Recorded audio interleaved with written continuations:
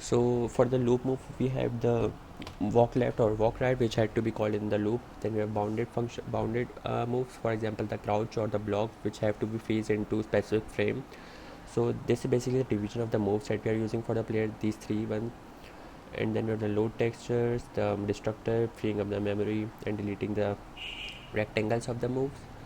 Then we have the drop layer, which basically updates the frame count and draws each specific uh, rectangle of the player on the screen.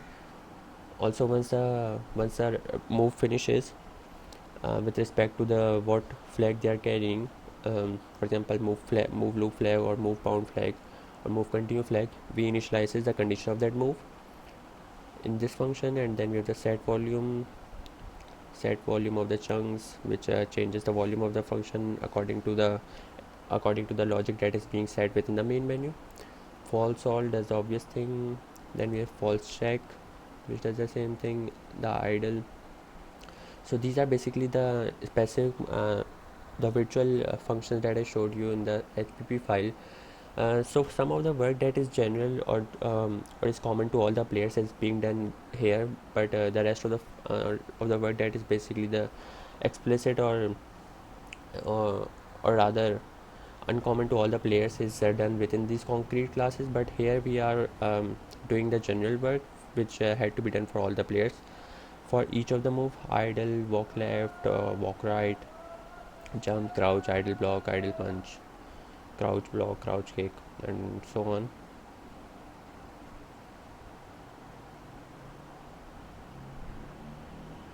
So this is pretty much it for the player update. Now I will explain you one of the players file. Or let me see. Let me just explain this one. So as you can see, the virtual functions which are defined within the player update class are redefined here. As you can see, within this rect initializer function, we are basically setting all the integers attributes, integer frame attributes of the player. Then we are declaring the source rectangles from the PNG file, and then finally we have the constructor of the player, in which we are loading all the sounds, all the PNG file, and the other relevant assets to the player.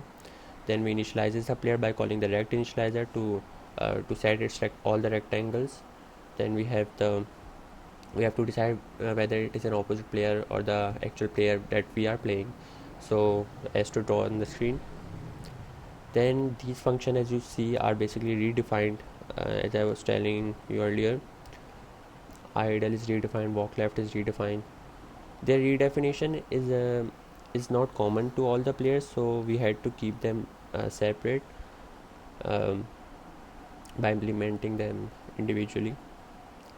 As you can see, jump is here, crouch is here, crouch block, idle punch, idle kick.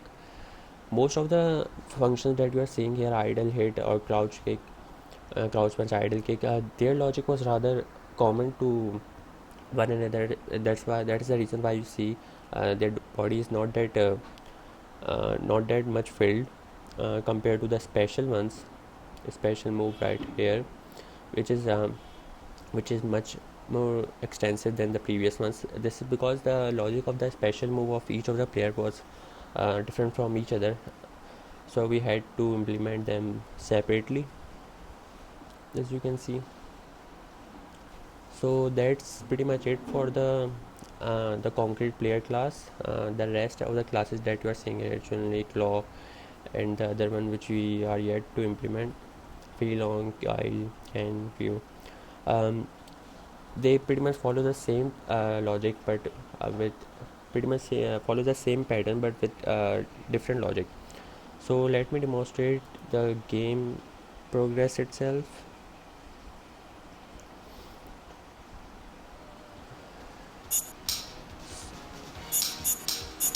So I made a small change within the activity screen by adding the credits of the game. Then the other changes that I made are within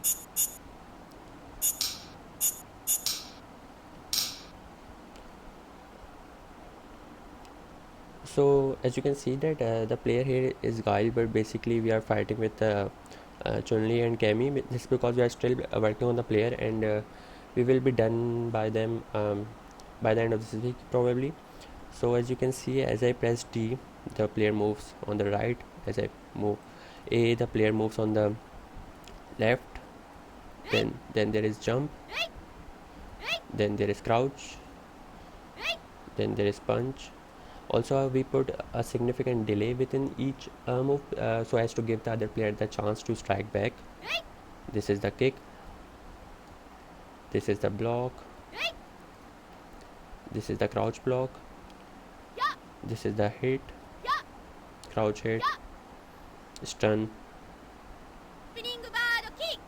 Also the two special moves that we included.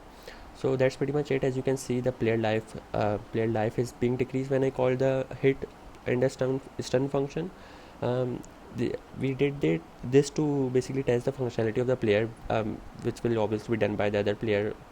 So the work left is to generate the moves of the player randomly, and as you can see, this live special power bar refilled once used, and let me use that again. As you can see, it is emptied again and is being refilled. The rate at which it is being refilled is basically decided by the difficulty level that we have selected. Also, the additional screen that I added is this one, which I think I didn't show in the last video. As you can see, this is jump. W calls the jump, A calls the left, S called the crouch, right, D called the right, P for punch, K for kick, B for block, I for special 1, O for special 2, and these crouch punch, crouch kick, and crouch block. So that's pretty much it for the progress of this week, and I think in the next video I will probably show you the final progress of the game. So I think that's it for now, and Allah Hafiz, and do take care.